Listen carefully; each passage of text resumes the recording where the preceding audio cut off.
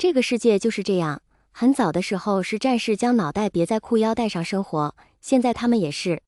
然而医生抱怨归抱怨，干活的时候依旧是尽心尽力，患者不信归不信，生了病还是要乖乖的来找大夫。魏无羡不久之后转了正，和步入正轨的蓝忘机去了同一科室，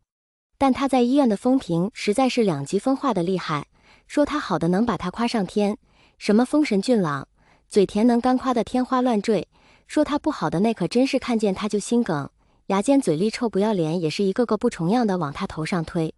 曾经有个看上去就很难对付的老太太欺负温宁，话里话外看他不顺眼，瞧不起他。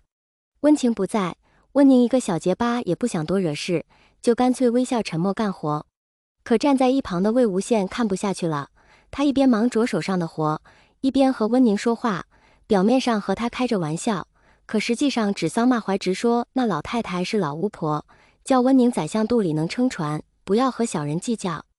那老人听得嘴歪眼斜，偏偏又找不到什么方法来反驳，听他滔滔不绝说了大半天之后，终于忍无可忍，骂骂咧咧的到医务处去告他。魏无羡也不慌，就跟在他屁股后头去了，结果使了一通口若悬河的激将法之后，非但没给他记过，还哄得那老人给了他一副妙手仁心的锦旗。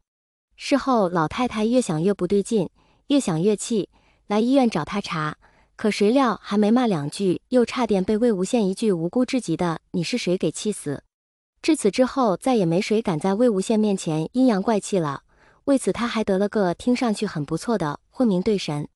蓝忘机一般情况下对这些事情都是充耳不闻，由着他去了，但多了他就会偶尔提点两句，他对的一般都是老人，蓝忘机怕出什么事，就叫他稍稍控制一点，得罪了人不要紧，别到时候引火烧身。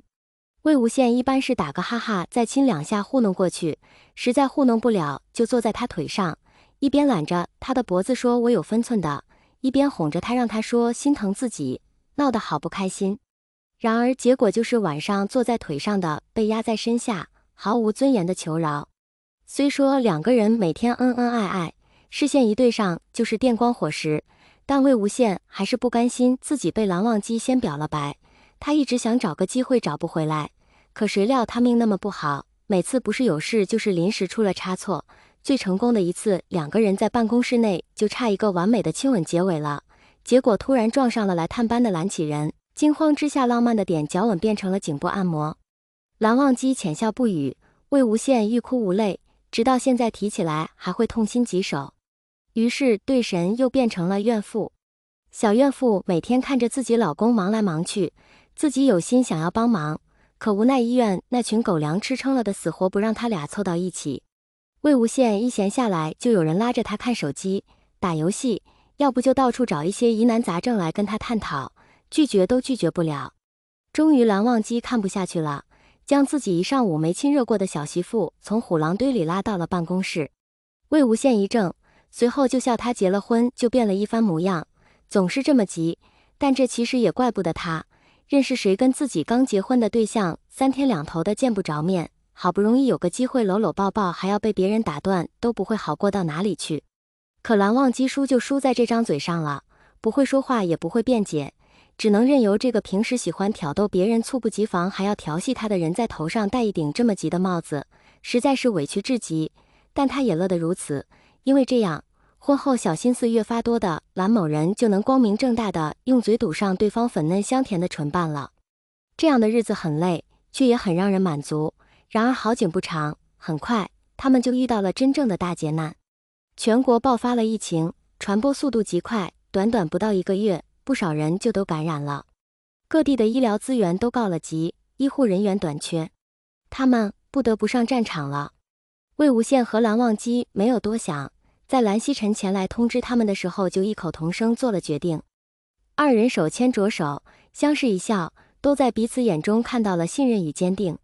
蓝曦臣看着他们，半晌才叹了口气道：先别急着点头，这次不是开玩笑，是有风险的。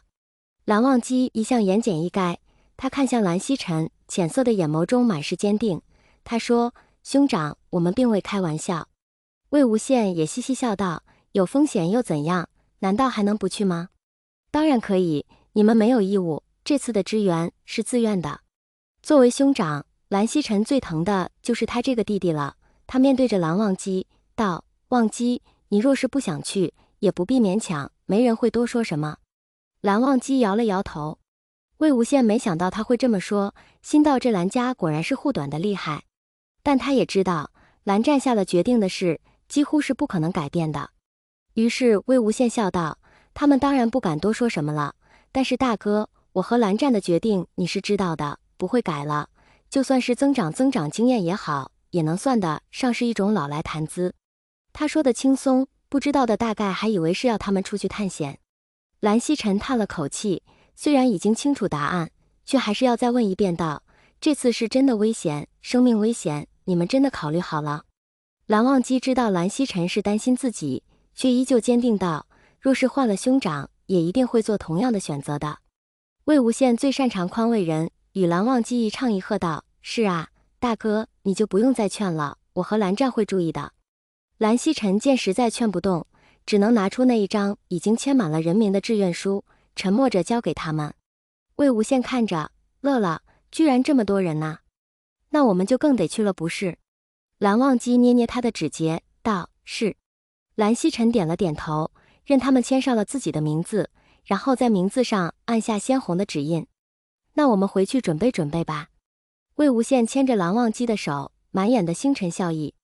蓝忘机看着他明朗的眉眼，紧扣回去，柔声道：“好。”蓝曦臣站在门口，看着两道纯白的身影越走越远，最后在拐角处消失不见。他轻轻叹了口气，这世上总要有人负重前行，不仅是他，他们还有更多的他所看不见的不知名的战士。